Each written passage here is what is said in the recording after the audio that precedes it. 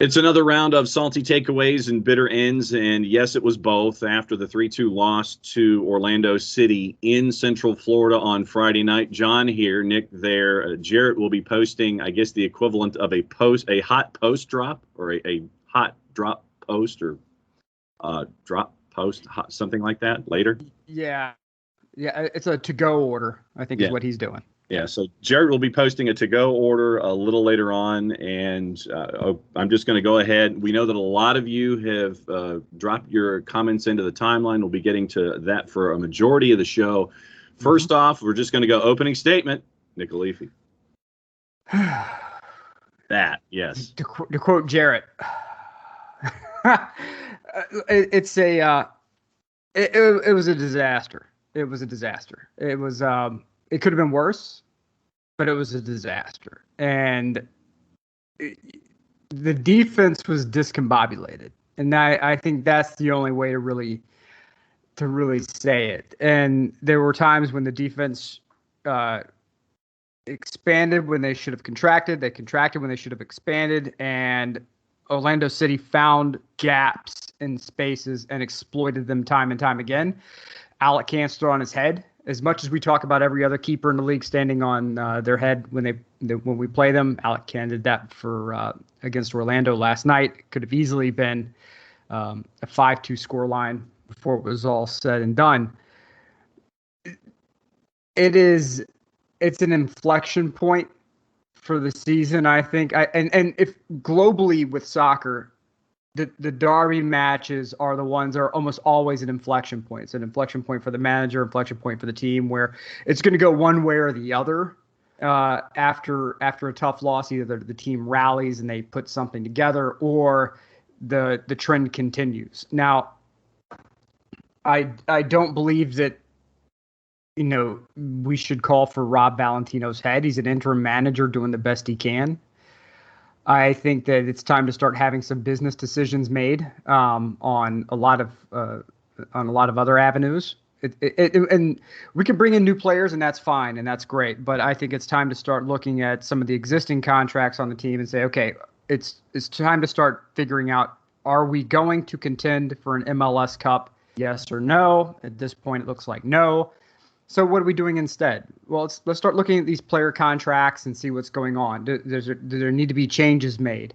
Do there need to be changes from a front office perspective? These are all conversations that are taking place. And if you heard Arthur Blank's conversation earlier this week from, I believe it was Falcons minicamp, he said, "I'm not a patient man."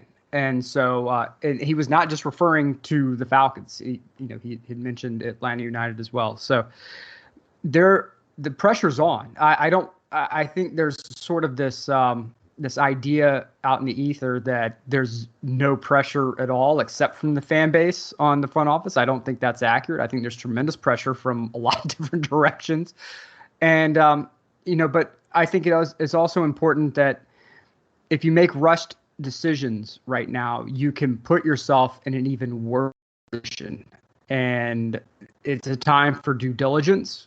It's a time for introspect, the time to honestly, start to see who's about that life and who isn't. And so what I saw last night was a team that really rallied around Rob Valentino. You saw with the second goal with Moreno, where who they run to immediately after the goal. They ran over to Valentino. And so, you had the immediate jailbreak goal, which was beautiful from Martinez in the 48th second of the game. Right.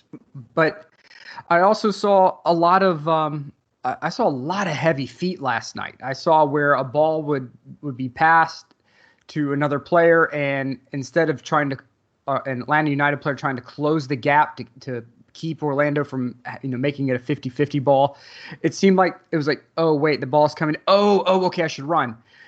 There was that like half second to full second gap in reaction time. And I don't know if that's from tired legs, and I don't know if it's what it's from. I don't necessarily want to speculate, but from what I saw last night, I saw heavy feet. I saw the Nani goal with Sosa.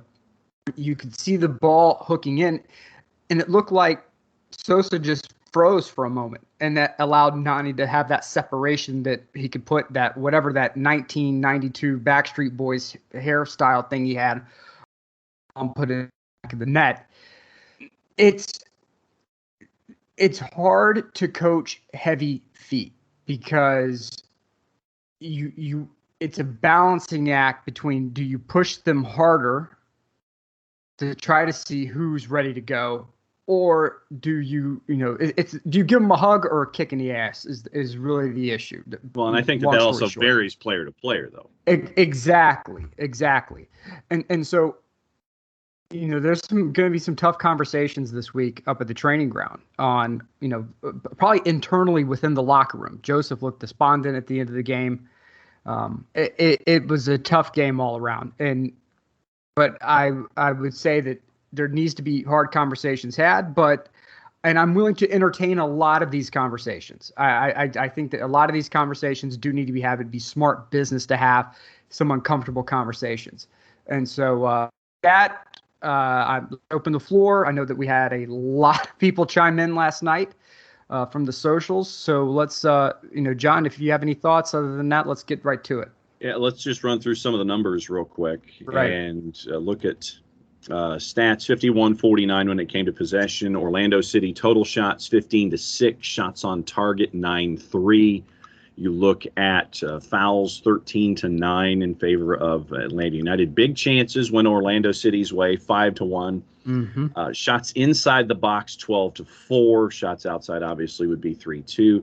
Alec Can came up big with 6 saves on the night for Atlanta United, including one on Benji Michel that ended up being almost a double in the first half. And I know that a lot of folks gravitated toward that.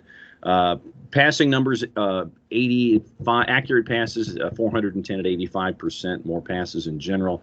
Long balls, Orlando City 35 of 45, where Atlanta was 30 of 57, 7 of 19 on crosses. And let's get into the scoring from SofaScore. You look at Atlanta United across the board. SofaScore rated them at a 6.64. You looked at a lineup with Ronald Hernandez at right back. He had a 5.6 on the evening. Alan Franco with a 6.5. Anton at a 6.6. Mikey at a 6.3 starting at left back. Santi Sosa and Mateus Usechu, 6'7" and 6'5". Eric Lopez, a 6.4. Then you look at the 3 others that were in the starting lineup. Joseph at a 7.8, wearing the armband. Marcelino Moreno once again at a 7.6. Brooks Lennon north of 7 at a 7.1. So that's the numbers courtesy of our friends at SofaScore. Orlando City in the overall outnumbering Atlanta 7.04 to 6.64. So basically 4/10 better in the eyes of SofaScore on the aggregate for Orlando City on the night. Mm-hmm. When we start having these tough conversations, these business conversations, I would like to start with Moreno, simply because I think we've seen over the past couple of games that if you allow Moreno to keep the ball at his feet, he's far more dangerous than these really quick distribution passes that he was doing previously. I think that allowing him to hold the ball, become that gravitational point where defenders start to collapse to him, starts creating spaces. It's very problematic as a defender to have someone who carries the ball through traffic. And no matter what you do, whether you're hacking at ankles, whether you're trying to shoulder him off the ball, none of it seems to work. It's very frustrating. And when those gaps start being exploited, the defense starts pointing fingers at each other. And then that just opens things up even more, because then you're second guessing, triple guessing yourself. Okay, do I need to move here? Do I need to take the man? Do I need to take the ball? Do I need to take the gap? Where do I need to go? And now all of a sudden everything's in flux. Moreno, I think, is somebody that I would love to see stick around. His abilities on the ball, I think we're starting to really see what he can do. And it seems like he has a great relationship with Rob Valentino. It seems that he has a good relationship with the other players on the field. I like the fact that he's not just taking contact and hitting the ground. I like the fact that he's taking this punishment and still trying to find the open man. And I think that's something that certainly, if we have to be positive about something out of this game, I think Joseph looks like he's physically back, looks like he's mentally back. As we've discussed previously, when you undergo a major injury like that, coming back is a multifold process. First of all, physically, you have to be all the way back, because if you're not when you get injured with one leg like that, you start overcompensating on the other, which means that there's more opportunity to then damage the opposite leg of the one that was injured whenever you come fully back. It looks like they've done a great job rehabilitating both legs to make sure that he's good to go. And not just that, but mentally, he's not afraid of contact. He's not afraid of getting in the mix. He's past that, oh my God, I'm going to get injured again. And now it's like, okay, there's the ball. I'm going to get it. I'm going to do something with it. That's fantastic. So, those are things that I think are going well. But, Hernandez, to me last night, there were moments where he looked a bit lost in the first half. And, again, slow feet. I don't know what was causing the slow feet. And maybe on Monday, we can all circle up and have a conversation as to what we think is causing the slow feet. But it was a problem. As far as any of the other stats go, again, Alec Cam was just a monster. And it could have been, I think, far worse.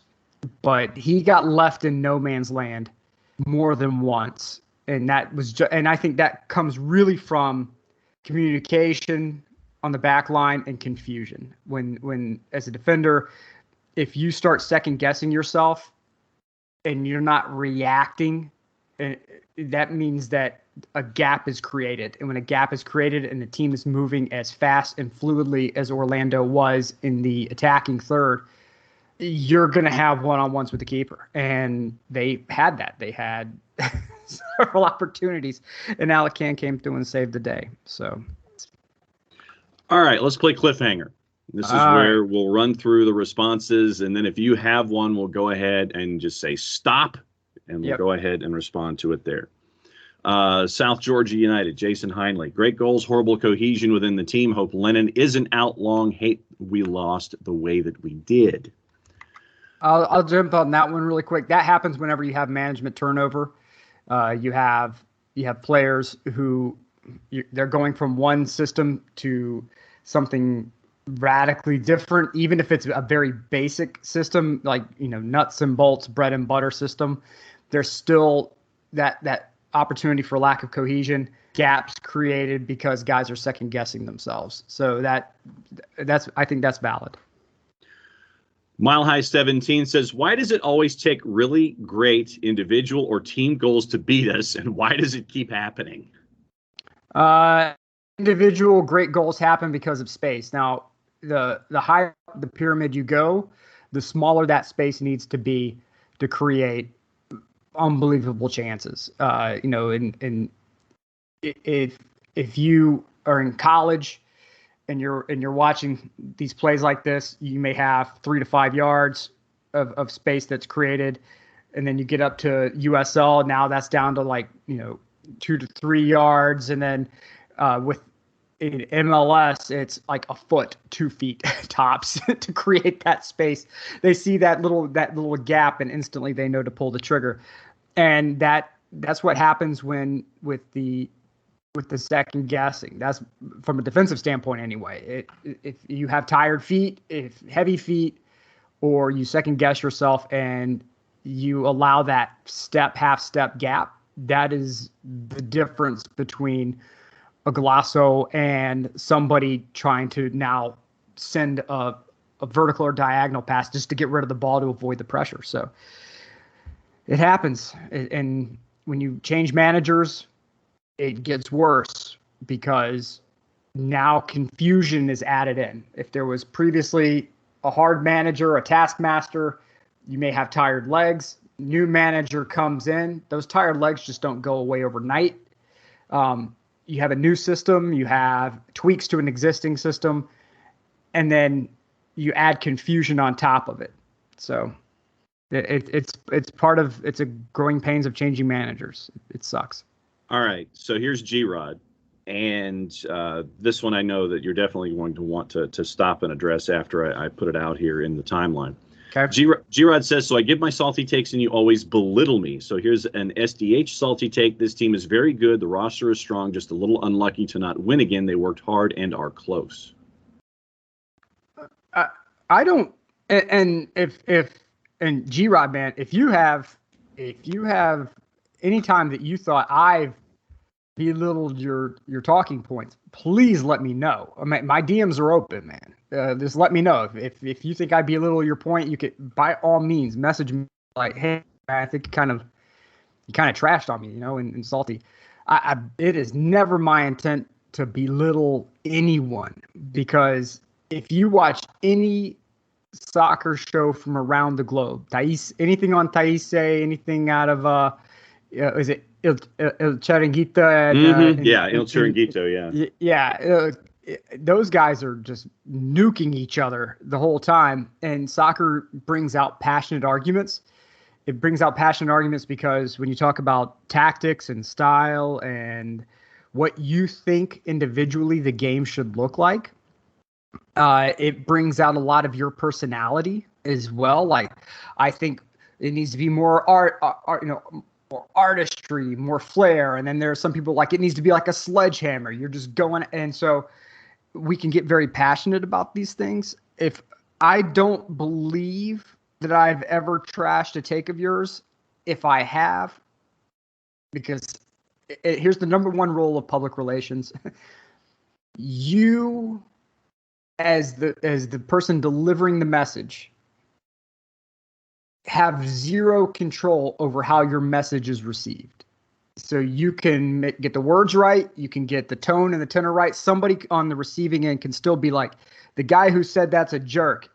And so all you can do is try to be steady and consistent with your messaging. And so if you received anything I've said as me trashing in or belittling, which I think is even worse, I apologize. I that's certainly not something that I have ever remotely intended. But please, in the future, if you think I belittle your opinion, DM me, man. Just talk to me. I'm happy to clear anything up. But I don't think that's anything on our show that because I don't get anything out of clicks. I don't get anything out of hot take moments. I get nothing out of that. So it's completely I don't know. But one of the things me in the future, man. One of the things that we've always talked about across the network is that we can always have differing opinions. Mm-hmm. That is beyond cool, perfectly cool, and it allows for civil discourse. And that's the key, is that to have points of view and conversations where we're having a conversation. It's not anything where you're sitting there and pulling an opinion aside and going, okay, well, no, you're wrong.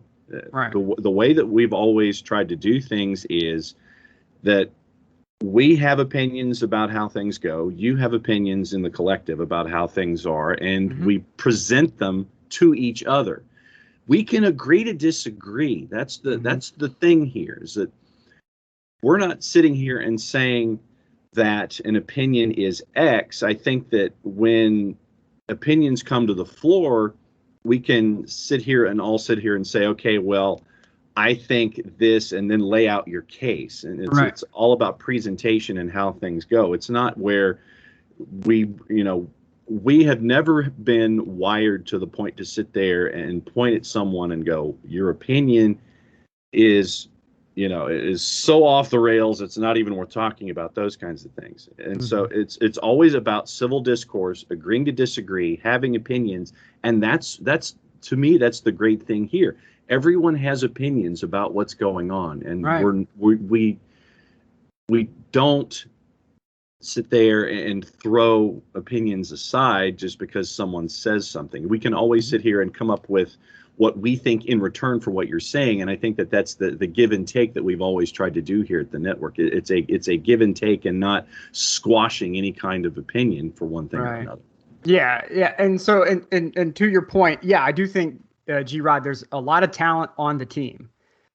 There's a lot of talent on the team. Now, there are some players who are a better fit for a style, one style than another. And so I think when I talk about the business conversations and looking at some of these contracts that we have, because we are in a salary cap league, you just can't carry players, even if they're very good, they may not be a great fit for what you are, trying to do. So I think it's something which automatically I know opens the can of, okay, do we need to be bringing in new players till we get a new manager? Yeah, I think you can, because you're going to more than likely try to find players to fit a style that you have in mind, just like you're going to find a manager who's going to have a style that you have in mind. I do question whether or not the collective of talent is capable of coming together in this situation to provide results. So far, all the stats seem to point, and the score lines really seem to point toward, there's something fundamentally missing. And I know that there are folks who are going to say, well, yeah, a Nagbe's missing or a Tito's missing. I think it's more than that. I think it's more than just a player. I think that you've had 2 manager turnovers in a very, very short period of time.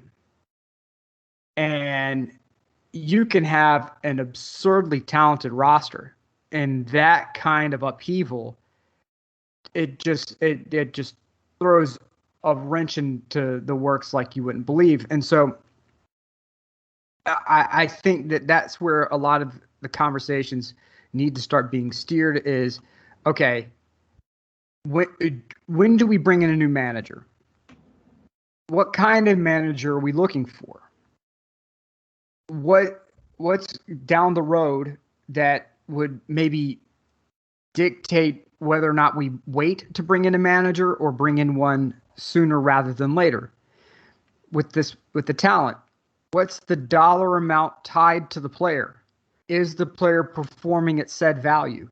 If the answer is no, whether skill-wise they're not worth the money or they're not seeing the field enough to make the money, that's perfectly valid conversations to have.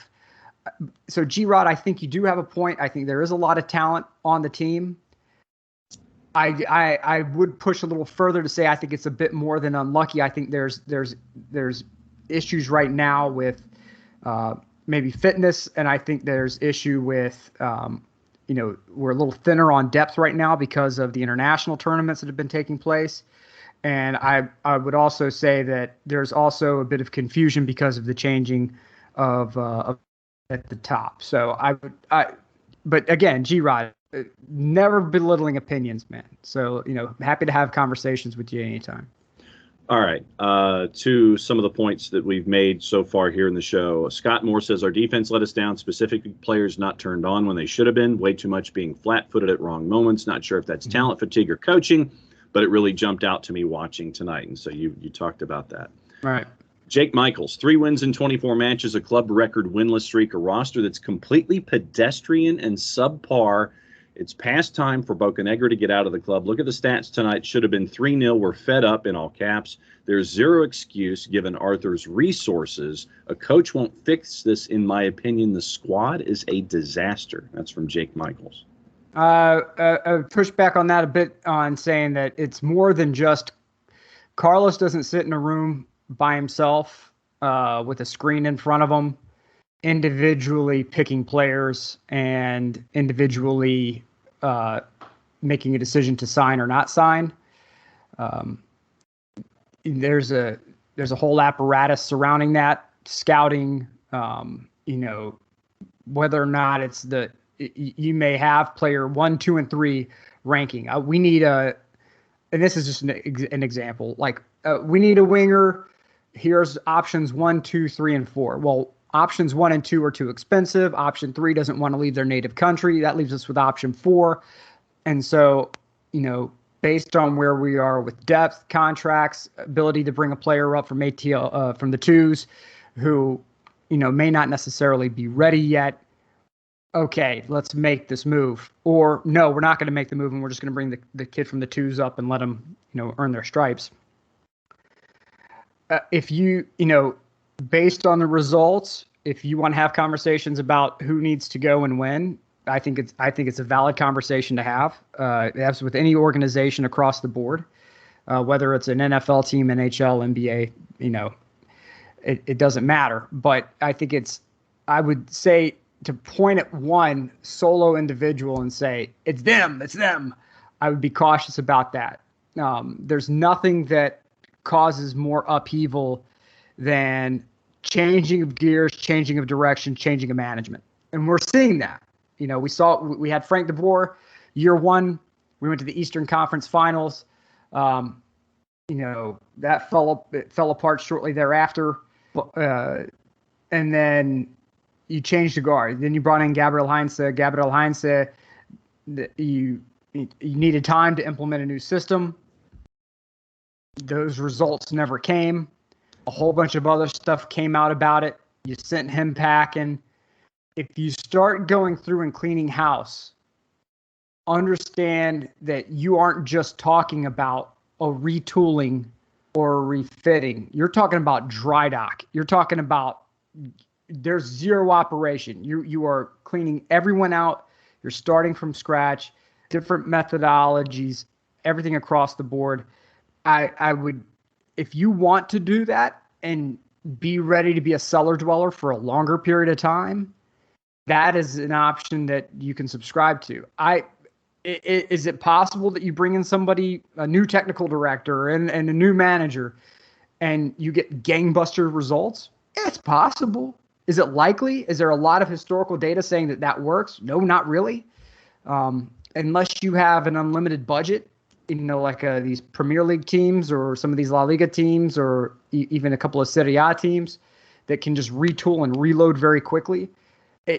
If you're on a budget and you're trying to rebuild, typically you're going to tank, you're going to scrub the bottom for a while, a season, 2 seasons, 3 seasons, while you bring in the players to fit whatever system you're trying to get. It's a little more dangerous than I'm a little too much risk, let me say, to throw out everything and start from scratch. I think you have a competitive team now that if you have steady management and you've done your due diligence on signings and you bring in the right players, yes, I think that if you wanted to change some minor things, great. And you could get back to being a very successful team more quickly if you stay stable and add rather than blow up everything and go from ground zero. And again, your opinions may be different than mine. But I don't work for the team. I've never collected a paycheck from Atlanta United. I have no anticipation there's no anticipation on mine that I'm ever going to collect a check from Atlanta United. Darren doesn't call me. Carlos doesn't call me. I don't have coffee or anything with any of them. I say whatever the hell I feel like saying. In my opinion, I think it's better to stay stable than tear it all down and rebuild. I saw this with AC Milan. They tried blowing everything up, spent $250 million in transfers, and they were even worse than they were before. New signings, new management, new guidance is not always the answer. You saw what happened with Milan last year, where there were some struggles after January. They were talking about firing Pioli. They were talking about firing Maldini. None of this stuff's working. They stayed the course, and they made Champions League. So we don't have an unlimited budget. There are contract values that are associated with these players that you bring in. It's very difficult to blow everything up.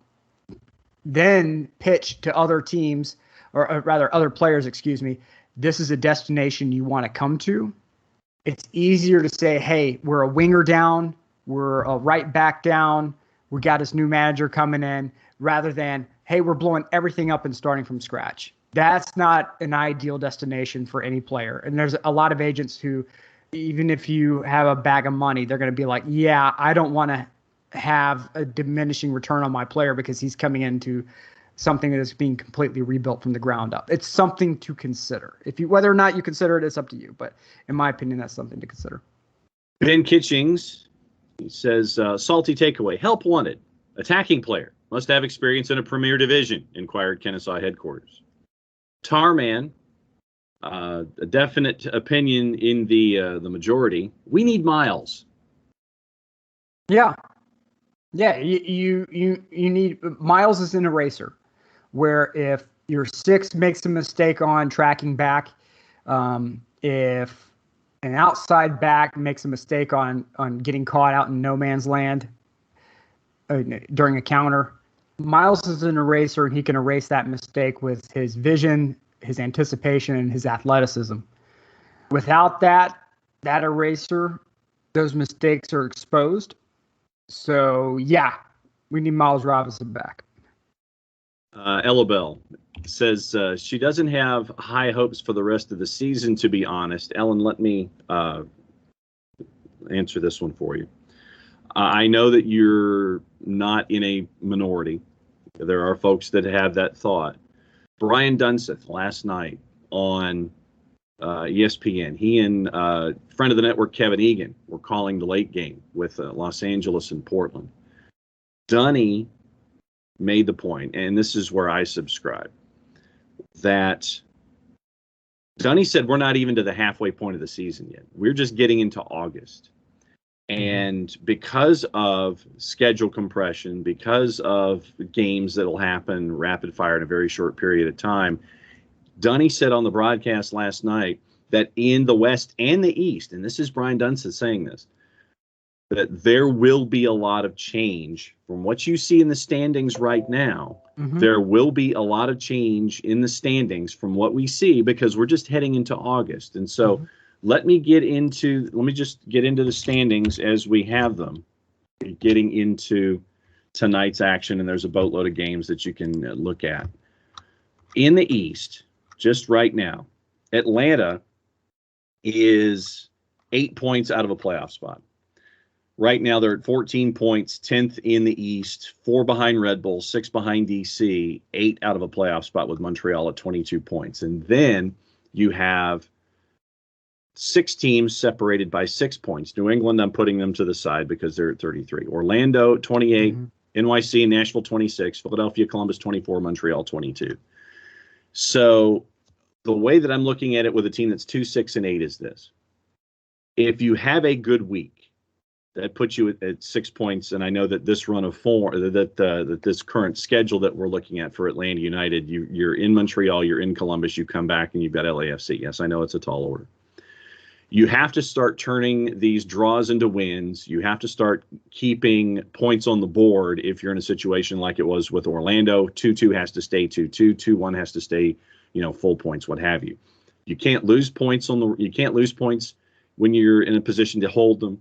And if you're in a position to get full points, you have to do that. But because of right now, Atlanta United having only played 16 matches with schedule compression, there is room to move up the table. But the bottom line is that you have to make those moves up the table. You can't just sit there and wait for everybody else not to do anything. You're the one that has to make sure that those results turn from 0 point to 1, turn from 1 point to 3, whether it's home or on the road. So there's still room in the calendar to get into the playoffs. And that's what you're looking to do.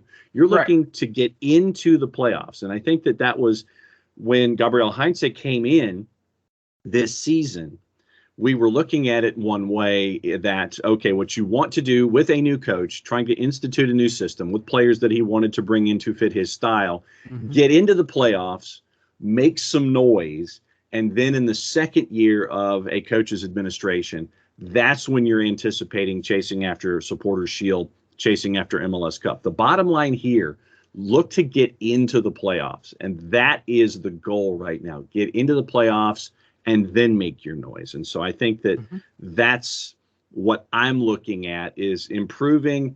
You have the stability that you're hoping to bring in, whether it's with Rob Valentino in a longer term, in a longer tenure, or if you want to bring in a coach to finish the rest of the year. You're looking for that stability to get you strongly pushing toward the end of the season to get you north of the playoff bar so you can get into the playoffs, make some noise. That's what I'm looking at. Mm-hmm. No, and that's certainly a good way of looking at it, is that it all depends on it all depends on what the next few games do, because yes, it's not even halfway point in the season yet, and there's time. The question is now, are you bringing in a new manager sooner than later? Because they're not doing U.S. Open Cup this year, correct? No. Which means that the U.S. Open Cup slot for the CONCACAF Champions League, theoretically, in theory, yes. In theory, unless they change it up, would go to Atlanta, correct? So, yeah, if they want to institute it that way, yes. Yeah, and so there's something to be said. Now, previously last night on the thread, we were discussing when you would bring in a new manager. And last night I was saying, well, we got to wait till the end of the year. Let Rob go the year. Let's see if they can turn anything around. Let's keep an eye on the contracts, which contracts are being met, which contracts are not quite being met, and then make some business decisions. But then I started thinking about it later on, and I said, well, if there's CONCACAF Champions League, and that schedule compression is going to start early, wouldn't it make sense maybe to bring in a manager now? Hey, look, you're going to take your lumps for the second half of the season. It's almost a tryout for everybody on the team to meet, to see how it's going to work with you. We're going to build a team around you and your system, see which players meet your standard and which ones we need to, so we go into a January window and we're able to make some, moves accordingly. But there'll be more thought out moves. There'll be moves that are, more with a little bit of due diligence than the rush of a summer window. So there is something to be said about that, bringing in a new manager and seeing how, and hey, look, that's the goal. The goal is not to get Supporter Shield. That's in a different atmosphere, in a different stratosphere than where we are right now. Let's just worry about the playoff line and go from there. And no, it's not fun to say that. There's no sunshine in saying, no. Hey, look, let's just try to get to the playoff line. That sucks.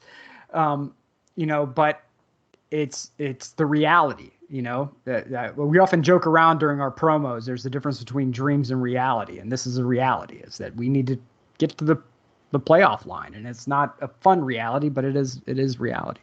Because the team with the talent that is there, and possibly the talent that is being discussed about being brought in, could make that noise once you get into the postseason. Shiva, if we don't get the right coach for this team soon, we won't climb out of this. I'm not sure if we have the players to make the playoffs, and I don't think the return of our missing players will help, but it's unfair to judge without having a permanent head coach.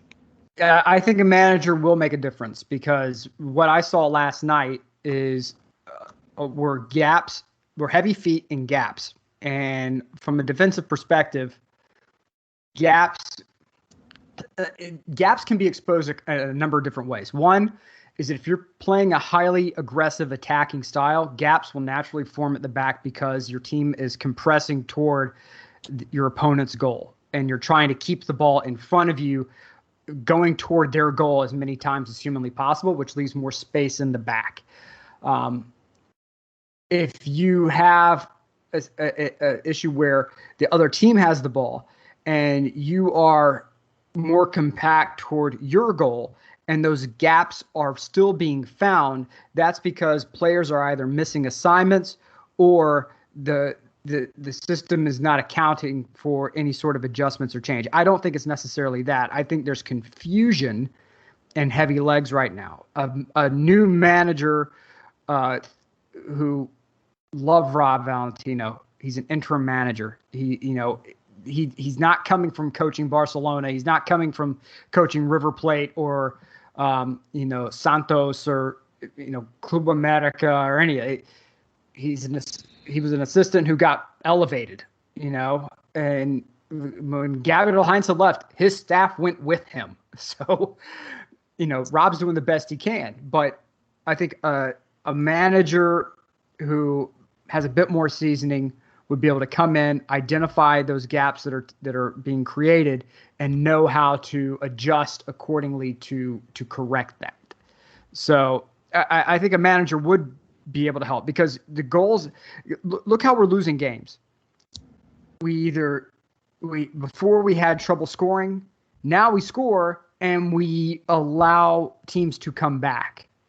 That can be an issue of fitness and tactics. Those two things can be helped with management, and those two things can be helped quickly with management. So it's just something to consider. Emilio Corsi is, when we first sent out the siren call for thoughts for Salty, he's been getting into discussions with a lot of folks on the timeline for coaches and stuff. And so we've been discussing some of it. And Emilio, if you go back and listen to this, repost some of your thoughts from Monday, because I think that they should be addressed then as well, considering what we've talked about here on the show, what you're talking about with folks. There's some good points that he's brought up. Turner Kirby. So here's the idea. We take the defensive performance from last game and the offensive performance from this one, and we'll be okay. That's how this works, right? Man, this team is frustrating. Yeah, no, it is. I'm sure that when it comes time to review game tape, they're going to look and say, hey, look, we did a lot right in this previous game that we didn't get right in this one. And so let's identify from a system standpoint what worked before, what didn't this time, and what changes were being implemented because of a thin roster. Rob's going to look at himself and say, okay, the moves I made, were these moves because I thought that this would be more effective, or because we're a bit thin on the roster at the moment? If it's because it's a bit thin on the roster, there's nothing Rob can do about that. There's nothing that Jose Mourinho or Zidane or any other big name could do. If you're thin on roster, brother, you're thin on roster. But yeah, if it's more of mistakes were made in this game that were not made in the last game, you can put game tape on and say, hey, what we did previously worked. Do this, not this, and then work on it in the training ground and correct those mistakes. So no, I think, I don't know if you said it with, tongue in cheek, but I would say, yeah, pretty much. Let's this worked before. Offensively, we need to replicate what happened in Orlando, at least in the first, in the first minute and the 66th minute, and not what we did against Columbus. So yes, it is very frustrating. A couple more before we go. Michael Bucklew says Atlanta had no business being in this game. It's probably the type of game we lose 4-1 a month ago. Losing a road game to a team near the top isn't horrible. That's why all those dropped points at home are murder. Someone still has to teach everyone to attack cleaner. At the beginning of the show, I said this could have easily been a 5-2 game, and it could have been. But this is where the players make the difference. And if you had I'm talking a scrub team, this would have been 5-0. But you had Joseph with a wonder strike. You had Moreno with a wonder strike. You had other opportunities that presented themselves where you could have put the ball in the back of the net, and opportunities on defense where you could have, if you were a bit cleaner with the ball, a little faster with your first step, that we're getting out of there with a 2-1 win or a 2-2 draw. Either one of those I think I would have been fine with, but heavy feet and sloppy play made the difference, and heavy feet and sloppy play will make the difference in any game. So I wouldn't say we didn't have any business in this game, because I think we did. Yeah. I would say, so Mike, I do got to push back on that a bit, but I would say that, if that's what you saw in the game, man, that's what you saw. But I saw something a bit different. I saw a team that it was trying to put things together. And when they were finding gaps, it was a thing to behold. Like you could see what they were wanting to do. But there were a lot of misplayed passes that were behind on counters, that will absolutely kill you, and it's something where that will kill your momentum on a counter. It will allow the defense opportunity to counter on you. It's no good. Those have to be cleaner. The reception of the ball must be cleaner. At this level, when you have a misplayed reception, that's typically because of heavy legs and fatigue and exhaustion. So it will be nice to get some reinforcements here and get these guys some rest. Four-card, Almada's not the fix. A new coach with a solid plan and the best formation for the players we currently have or should have by next weekend is the answer. We need the new manager before this morning's training session. 2 games in the next 6 days. Okay. Griffin Westbrook is in. He says, and I think I'm doing my math signs correctly. He's got Alec Kann, 115,000, and he's got the symbol where the arrow is pointing at Brad. So I think that he's saying that Alec Kann, 115,000, is greater than Guzan at 805,000. Seems like this just makes sense financially, and because of how Kann has been playing, he's also 6 years younger. Say we do move on from Guz and we have that, say, 700,000. How do y'all think it would get reinvested? First off, I think that Brad is under contract for the next 2 seasons. And right now, it would not be. And so you're talking about 2 years from now, 2 seasons from now. Maybe 1 season, let's just say 2, because that's how long the contract is. Because I think it's 23. Right. Because of goalkeeper depth that we currently have in-house, because you're looking at Kann, Lundgaard, Rocco Rios Novo, Justin Garces at UCLA, Vicente Reyes. There's a lot there. So it would have to be 2 years from now, either on one of 3 areas, defense, midfield, or striker. And we don't know who the coach is. We don't know what the philosophy is going to be then. So, I mean, I think the one thing we can say is that in, say, 2 years, it won't be at keeper, but a lot is going to depend on who's coach and what personnel is here at that time. Well, that's if you let Brad run the length of his contract. Theoretically, you could trade him. For whatever value you're gonna get in return. I mean, he made the national team. There's value there, but. Would I be opposed to someone considering trading Brad within the league?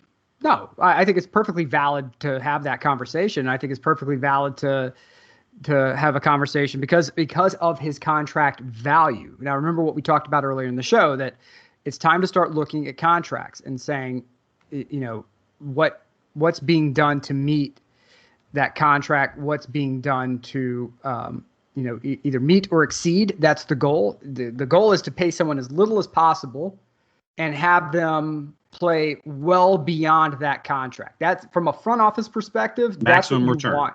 Right. Maximum return.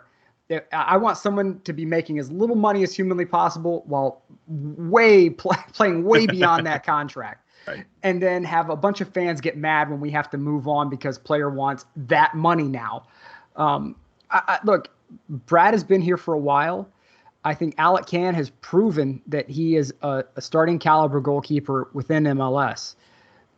I would not, because of the contract value of Brad, I would not be opposed to taking a half step back at keeper and recouping a substantial amount of that money to be utilized elsewhere. Now, where am I going to spend that money? If it's me, I can get DP level talent midfield and we have a DP striker. You have, DP talent at midfield. I would invest that money in defense and bolster your defense. Now you have Campbell obviously coming up. Mm-hmm. Bryce Washington coming up. You have players in your academy who are coming up who can fill in on defense. Caleb Wiley. You're probably going to lose Robinson before too terribly long because his playing ability is being noticed. Hello. So, and that's a good problem to have. And so theoretically you would make, because you drafted him, it would be all plus Valenza. It would be 100% profit whatever you made from them.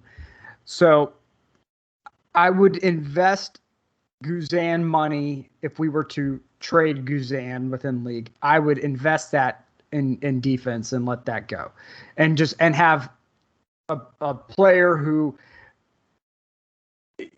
I would have a player who not necessarily is a young player who's a superstar, but probably almost more of a Parkhurst type, someone who's been around the block, who, I can bring in as a stopgap until this pipeline of young defenders is ready to go and ready to slot in. So I think we're starting to see those guys come through from the twos who are becoming more first team eligible, like first team consideration. But if we were to theoretically trade Brad, I would use that money toward defense. Last one on the board comes from Michael Ruiz.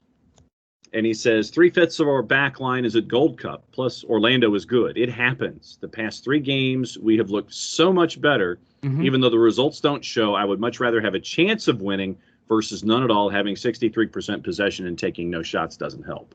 Right. And I think that's, again, Michael, I think that's perfectly valid. And the team, from an offensive standpoint, is more exciting, in my opinion, than it was previously. Now, there will be people who will disagree with this because they'll say, oh, well, the ball was moving around in the midfield was very exciting. Keep in mind, this is what we talk about when we talk about and if we go over, we go over, John. My house is vacant. I don't care. So I would say that when you talk about the battles that people have with tactics and everything else, this is what we talk about. They used to have the Austrian coffee shops where guys would be like it wouldn't be like a bar where they're getting hammered and then beating the crap out of each other. They'd be drinking coffee, screaming at each other about tactics. Like, no, you must defend. No, you must attack. And then you see this in South America. You see this in La Liga, where if you had managers who played too directly at Barcelona, whether they were winning or not was immaterial. They weren't winning the Barcelona way, so the fans would boo them out of the building. You see this now where guys say, oh, well, the possession, the way the ball was moving, it was beautiful, it was wonderful. But we're a couple steps away from scoring goals, and then you have other fans who say, no, we're playing more direct, it's more exciting, it's more fun. It's the debate. It's the beautiful debate that we all get to have. And the idea is that we just don't have to be jerks to each other in the process to have that debate. Jason and I go back and forth all the time about building from the back versus like a counter press, like that German style counter press, which I'm a huge fan of. And so, but the thing is that he and I are still friends. We still have these conversations, these lively debates. And, it's a lot of fun. But, yeah, I think you're right. I think I agree, Mike. I think it's been more exciting and more dynamic play as of late. It's more simplified. Is there a happy medium? I think that's what the team is trying to reach between, possess the ball, hold the ball. It allows you to slow games down. It allows you to control games. I understand that. But I enjoy the more direct. It is what it is. And so, do I think we need to go get like Neil Lennon to be the manager? No. You don't want Jarrett with that answer. No, I don't want to deal with Jarrett if that even happens. So I will say that, I enjoy the direct play. I think there's something to that, Michael Ruiz. I think that's. And that is what we refer to as a show. Thank you to everyone who wanted to have this discussion for jumping into the timeline after the match last on a Friday night where Atlanta United loses 3-2 to Orlando City. Thank you to everyone who wants to hop on and give their salty takeaways and be a part of the discussion and be a part of the discourse that we have here each and every time. So, because obviously if we didn't have your input, it would be just me and Nick talking, and the show would be, and the show would probably be the same length. It'd just be different topics. Right. Oh, and look, we care about this because we invest our money as season ticket holders. We invest our time. We want to win. It's whether it's Alabama, Auburn, whether it's UGA, whether it's the Yankees or the Angels or the Braves or whoever. Look, man, if you're investing your time and money and energy into a sporting product, you want wins. And that's the one unifying thing we all have. I don't know anybody out there who says who's an Atlanta fan who says, I really hope we suck for a few years, right? Like, this isn't like the 76ers trying to get, like tank for picks. Like, I don't know anyone out there who's saying, let's tank for picks, right? Because that's not really how success is created in MLS. We all want to win. We have sometimes very different ways of wanting to go about it. And we have different levels. Our panic buttons get pushed at different times based on what we are seeing and how passionately we want our particular type of winning to be done. And it's something where you may disagree with me, Jason, John, Jarrett, Jess, Bart, but at the same time, I will always hear you out on how you want to win. Will I disagree if your immediate answer is fire car? Probably, because it's the Fulmer rule. Who do you replace him with? Yeah, it's the Frank Burns rule from the Swamp in MASH. Right. It's like, okay, so Frank Burns, if Henry Blake leaves, Frank Burns is your new CO. Right. Then you bring in Charles Emerson Winchester as your new roommate in the Swamp. It's like, okay, do you want who you have, or do you want the new guy, not knowing what the new guy's going to be? Right. I'm always more of the devil I know. That's always me. I'd rather always deal with the devil I know. We may have radically different viewpoints on that, and we may have radically different viewpoints on the type of manager we want brought in. But we can at least, I think, agree on the fact we want the team to win, and we want the team to win now. How much of that is possible at the moment, we'll have to see. But we do appreciate everyone's commentary, everyone chiming in on Twitter. Your opinions are respected. We love you guys. We're always trying to figure out ways to create and bring new content to the forefront for you guys. So, it is what it is. Sometimes, we may get called sunshine pumpers, and far worse, and it is whatever. But we do this because we love it, and because we love interacting with you guys. So I don't have any kind of big other thing outside of that. Please, in the name of God, get your vaccine so I can for purely selfish reasons, because I want to go to Italy and I have tickets purchased, and I need you guys to get vaxxed so I individually, selfishly can get on a plane and go to Italy. Okay? Don't screw this up for me. That's all I'm saying. All right? Thank you. That's all I got to say. That's Nick. I'm John. That's the salty takeaway for the 3-2 loss with Atlanta and Orlando City. We'll be back on Monday. Jarrett is going through the drive-through, and he should be posting something to the network in a little while. Enjoy the games this weekend. We'll be talking about it Monday morning, 9 a.m. Nick, send us home. Mucha, mucha euro, and the plata, and the vaccines.